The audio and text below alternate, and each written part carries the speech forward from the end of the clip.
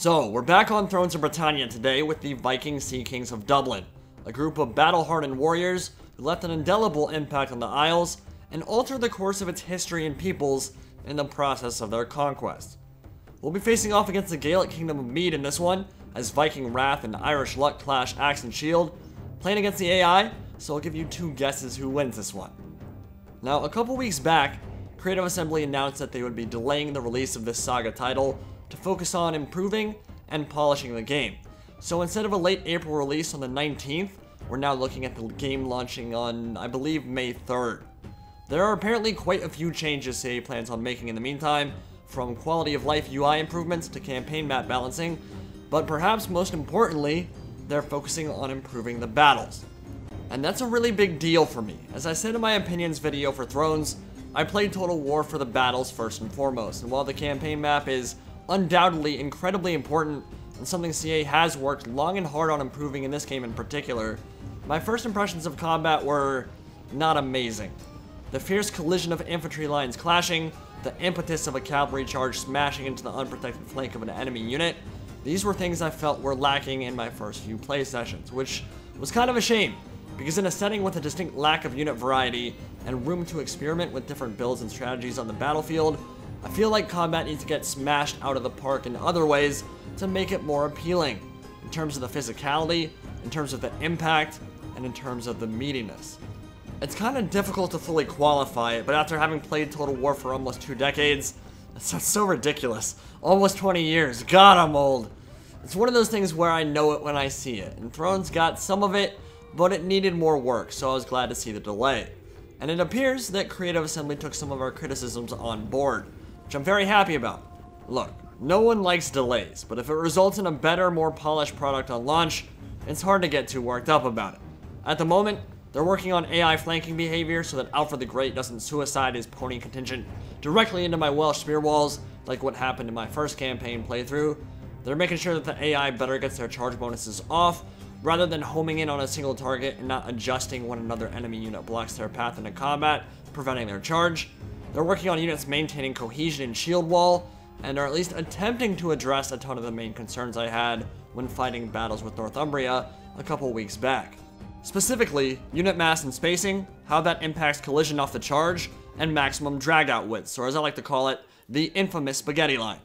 Those seem to have been eliminated completely from the game, so no comically long and thin formations, but you can still stretch them out a reasonable distance to get some coverage on the battlefield.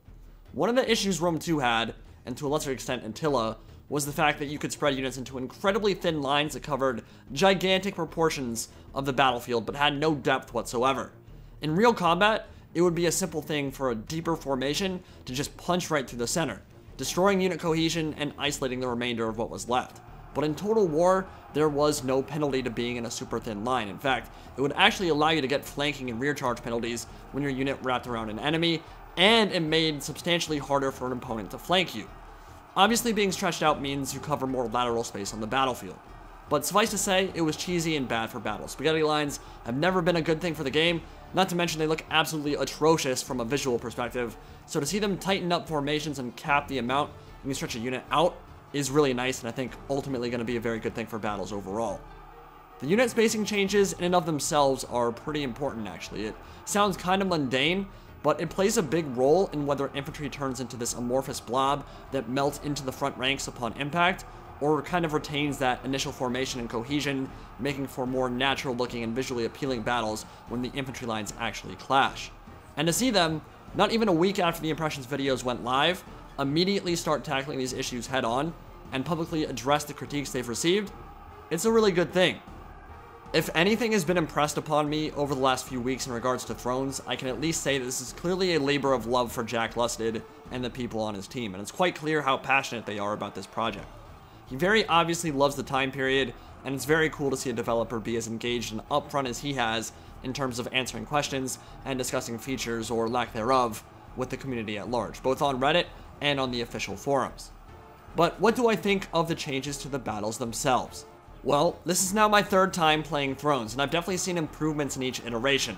Blobbing is less of an issue in infantry clashes, cavalry charges are a bit more impactful, and less prone to getting stuck in light infantry or skirmishers, although there is still an element that exists there, and the optimization continues to get better. It runs substantially better than Attila, but seeing that makes me kinda sad they've not yet returned to fix the jankiness and FPS drops that plagued its predecessor.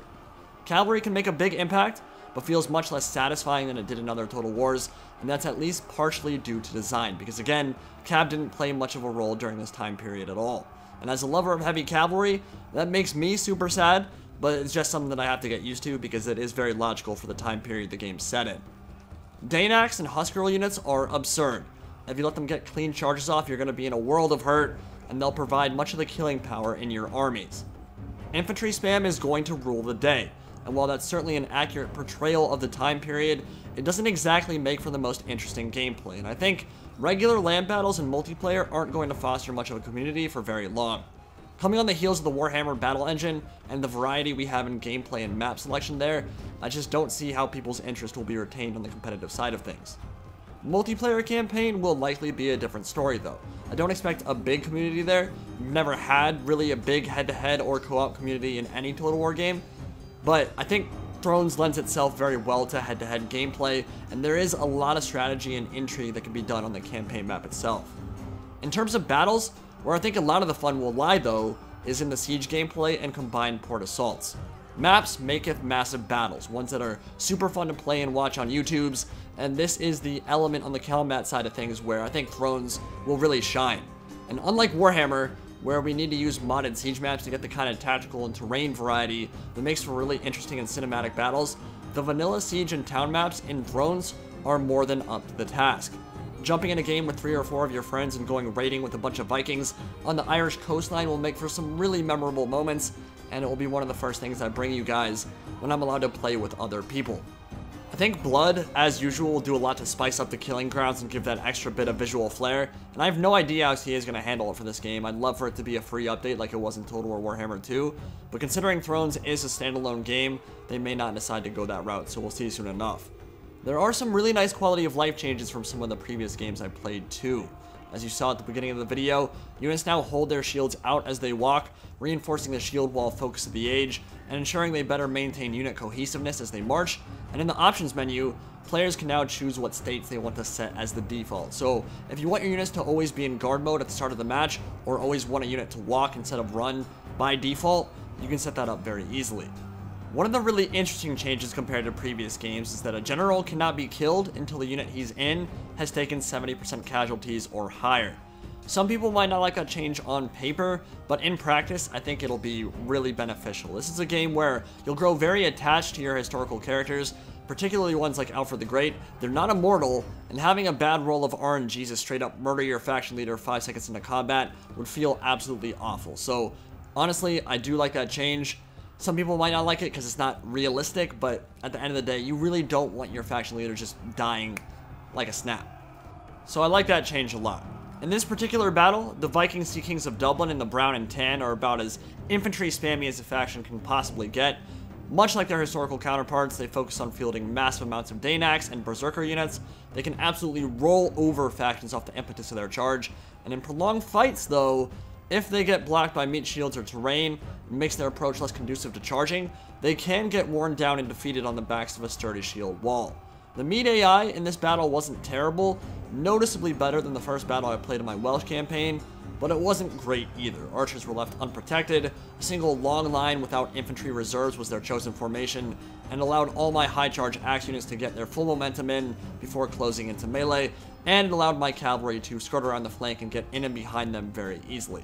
It was a pretty simple thing to overpower them here, but that's been true since the beginning of the Total War series, and I don't see that changing anytime soon. And frankly, I think there's a decent portion of this community who would complain profusely if CA ever did decide to make a true powerhouse campaign or battle map AI, if that was even in the realm of possibility, because people just don't like losing. And I do have a vague idea just how difficult the process of working with AI is, so I'm not complaining about it. I'm very much used to Total War AI at this point, and as long as they're presenting a legitimate battle line and not bugging out or suiciding into spear walls, it does the job, and it did the job here. Some things for sure have been improved since the earlier betas, but we're not exactly talking about deep blue here, so just worth pointing out if anyone was expecting a revolutionary breakthrough, it's not coming in this game, I don't think. So yeah, this new build with the Sea Kings, it's been nice to see that CA is working on improving the game for launch day. I've seen some of those changes in action firsthand on the battlefield itself, and to know that my opinion on the game can actually influence it positively is pretty cool. And I encourage you guys to do the same. If you see something, say something, but do it constructively. I feel like too many times people find it really easy to get nasty when they're on the internet. And if you find yourself doing that, just check yourself, realize that game developers are going to be a lot more receptive to your criticisms if you handle them maturely and respectfully.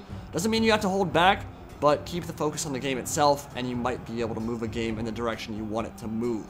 Hope you guys enjoyed this look at some of the battle changes in Thrones of Britannia, and I'll see you next time. Indie Pride, signing out for now.